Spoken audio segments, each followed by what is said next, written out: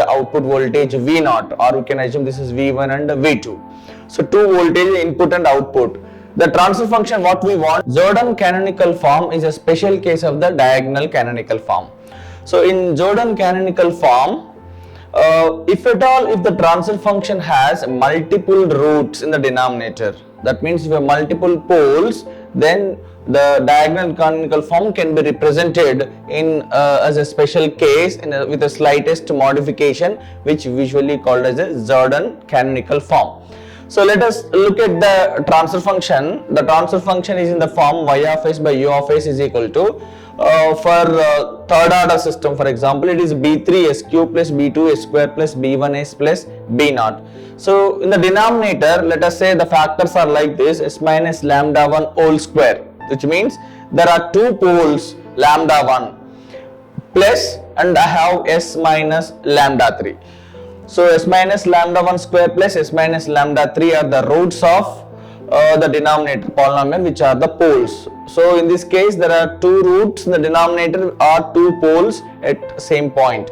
Now what I can do is I can again factorize this. When you factorize this, the y of s by u of s becomes c1 by b3 is already there, c1 by 1 minus s minus lambda 1 square, because I have the square term, we have to take the square term first, plus c2 by s minus lambda 1 and plus c3 by s minus lambda 3.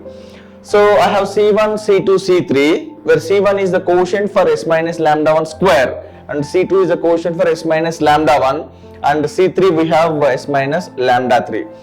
Now using this, what I can do is I can write the output equation. The y of s is equal to, or y is equal to, so b3 into u, and for this also I can connect 1 by s minus lambda 1 square c1u and 1 by s minus lambda 1 c2u plus 1 by s minus lambda 3 c3u.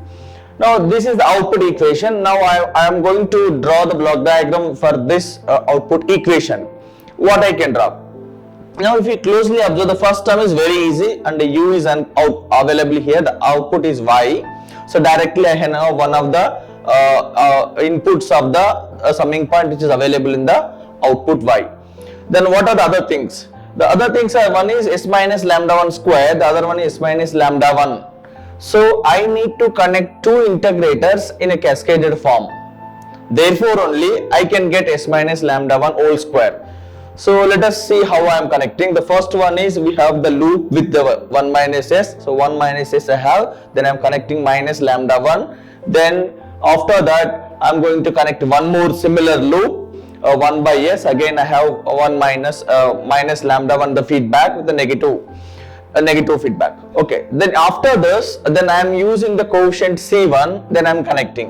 Now what we will see, when you look at this series, this particular branch, this completely gives us 1 by 1 s minus lambda 1, and this is 1 by s minus lambda 1, and again I have c1, then that is c1 by s minus lambda 1 whole square. Therefore the second term is completed.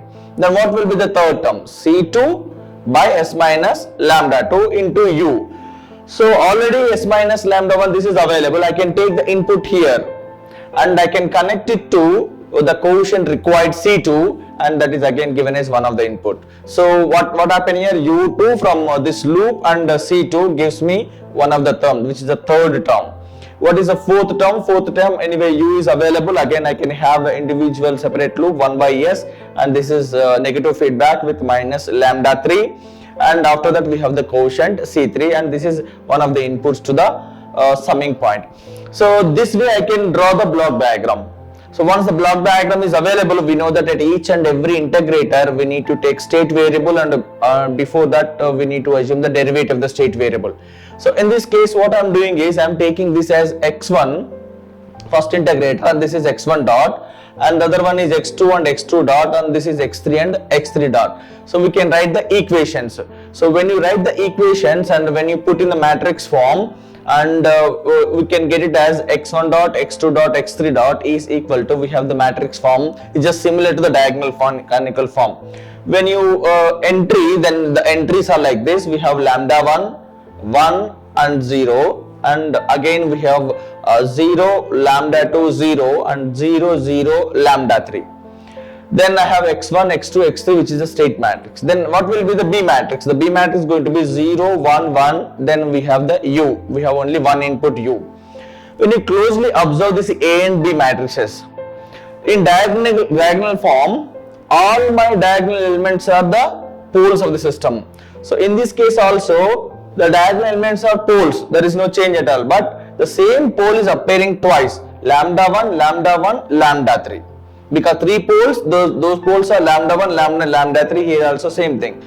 But the special case is, whenever you have multiple rules, the extra entry which is coming in the first row, after lambda 1 we are getting 1 here.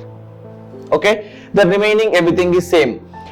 If at all, if there are three roots, lambda 1 or s minus lambda 1 whole cube, then you will be getting one more 1 here, and for the second row also you will be getting 1.